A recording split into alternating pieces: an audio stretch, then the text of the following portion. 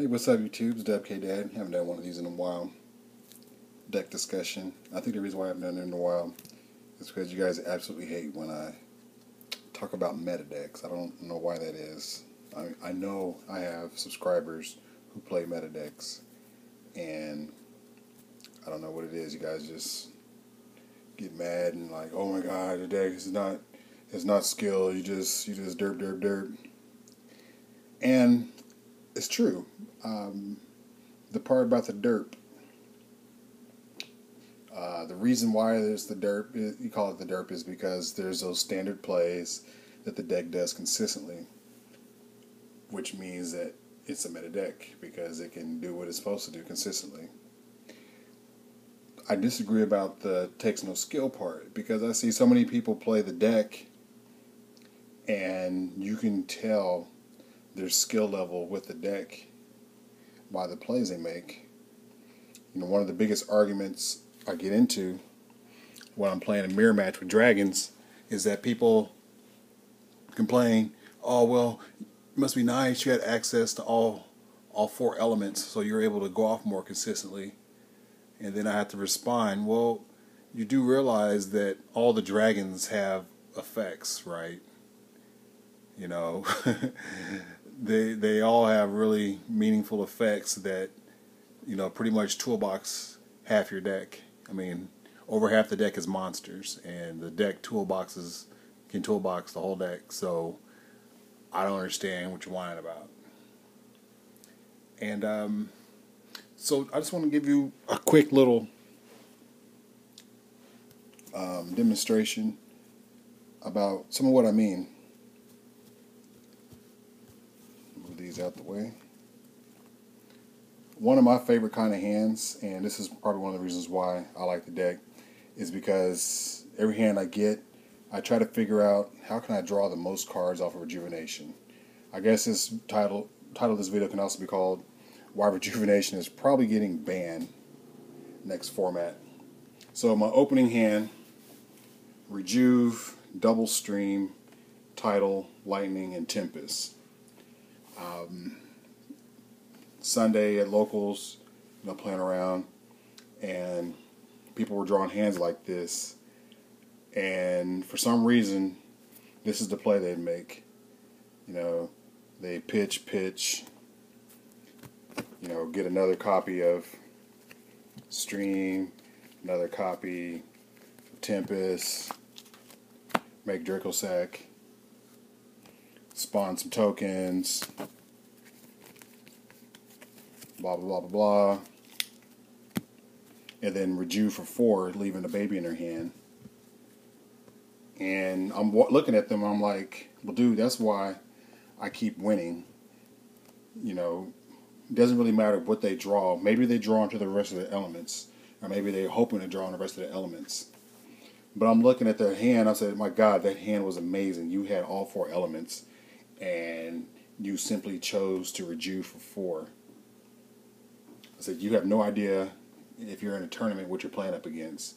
Because I'm telling you now, if you're playing against spellbooks, this is not the turn 1 play you want to make. You do not want to spawn tokens with Dracosack against spellbook. Because what happens is, little blue boy comes out, powers over a token, and fates your Dracosack, and then, you know, shits on you.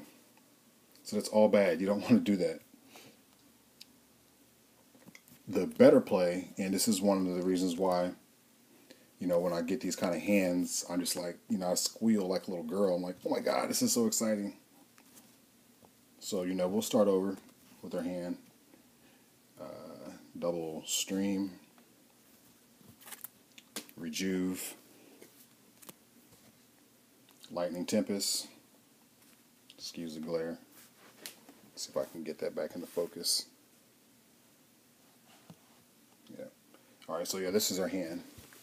Now you guys got to realize that these guys all have effects.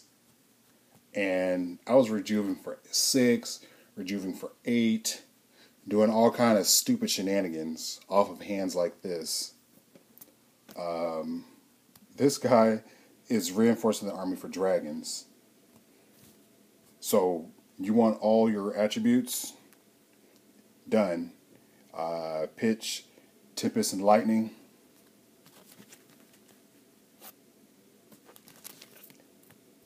Add Reactant to hand. This will all become clear here in a second.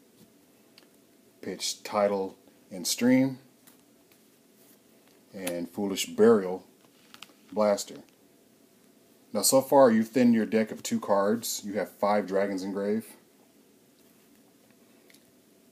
And then finally you pitch Reactant in your Stream for Redox and Defense. Now the reason why I like this play is I discarded 6 dragons, so I'm going to Rejuve for 6. More than likely I'm going to hit another Rejuve. Because you think about it, a 40 card deck, I draw my 6, that brings me down to 34. I thin my deck of 3 cards, that brings me down to 31. I'm going to Rejuve for 6. That's going to bring me down to 25. The odds are, pretty good that I'm going to hit another Rejuvenation, Hand Traps, Dark Hole, Heavy Storm, that kind of thing. Not only that, but all my dragons are still in the grave. I haven't burned any of the effects. And making first turn Dracossack is not always the best play. If you're playing against Prophecy, they're not going to boost up all their Star Halls and double power Kaiku just to run over damn Redox. They're going to let Redox bounce to your hand. What that means is on your turn, you'll have the 6 cards, where at the end of their turn, you'll have 6 cards in hand. Redox will bounce to your hand, giving you 7, and you'll draw to 8. Having 8 cards in hand going against a Prophecy setup is a fucking amazing. Graveyard full of dragons. All you have to do is clear the Kaiku or whatever. If you drew into a max C, you pitch Reactant or pitch Redox in max C, reborn any of your big dragons, you threaten fate right there. They have to fate it. Oh, you fate that? Okay, fine. I'll search, pitch, make Dracossack now, and blow the shit up main phase 2, banish, make another Dracossack, and then just blow up your field. Now you have to have 2 fates to clear my board, and I still have, 5 dragons in graveyard, and if I do another Rejuve, I'm winning that game. I see, a lot of times people, they make their first turn play, and they'll deplete their grave, burn their, banish their dragons out of the grave first turn, and they have no idea what they're playing against. You don't know if you're about to be in a mirror match, you're going to be grinding, so you just drop your Dracossack, and in turn, you Rejuve for 4, or even if you were amazing, and you got the big Rejuve for 6 off, and maybe, double Dracossack or whatever. I mean, that's kind of cool, but I hate banishing all my dragons out of the grave before I know what I'm playing. If I'm going first, I don't know what I'm playing against, this is like the best opener in my opinion. If you somehow was able to tribute set Redox over 2 dragons, because there's plays where you can baby out 2 big dragons, and then tribute set the Redox, and then Rejuve for 8. If you guys are interested in seeing that play, like this video and comment, and I'll show you that play. But, you can OTK through a defense position Redox in the mirror match, but you have to burn 6 cards to do it, and nobody wants to do that if they just Rejuve for 6. I'm not trying to OTK through your defense position Redox if you Rejuved for 6. I'm not going to do it.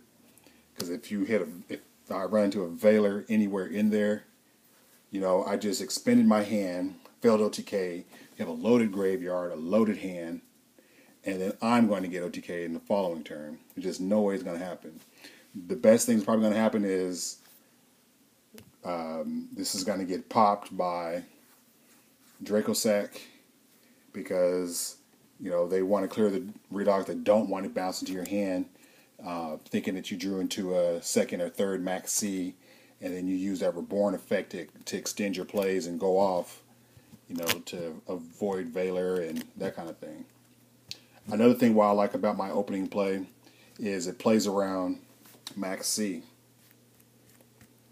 I get to get all those cards and they'll probably max C, because what you really should do is pitch the reactant with the stream after you tutor for the reactant, and then pitch, because a lot of players will just max C right there. Oh my God, he's special. I must draw cards. And then when fucking reactant hit, then when redox hits the field, they're like, well, fuck, I can't do anything with that. And then they burn to max C, so they 1-for-1. In the meantime, you're pitching and fueling your graveyard and doing all these other sexy shenanigans. And then you're drawing 6 cards.